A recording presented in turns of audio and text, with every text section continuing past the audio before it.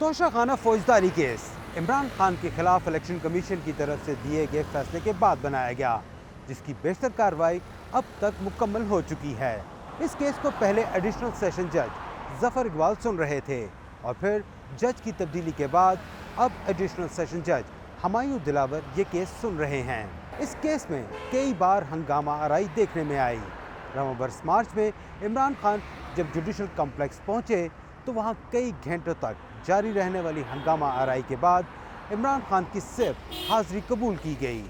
इमरान खान के खिलाफ तोशा खाना से तहाइफ वसूल करने और उनकी मालियत कम जाहिर करके इसका भी कुछ हिस्सा अदा करने के बाद ये कीमती तहाइफ अपने पास रखने का केस चल रहा है।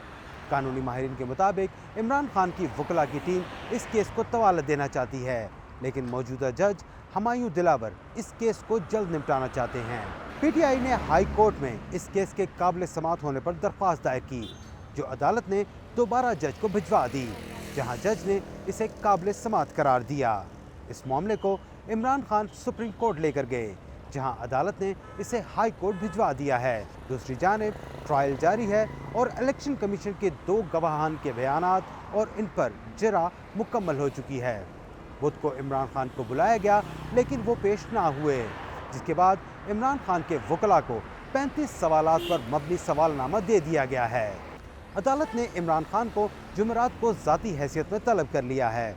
इस सवालनामे के जवाब के बाद दोनों अतराफ के वकला हतमी दलाइल देंगे और केस का फैसला महफूज हो जाएगा, जिसके बाद जज पर मुनहसर है कि वो कब इसका फैसला सुनाते हैं।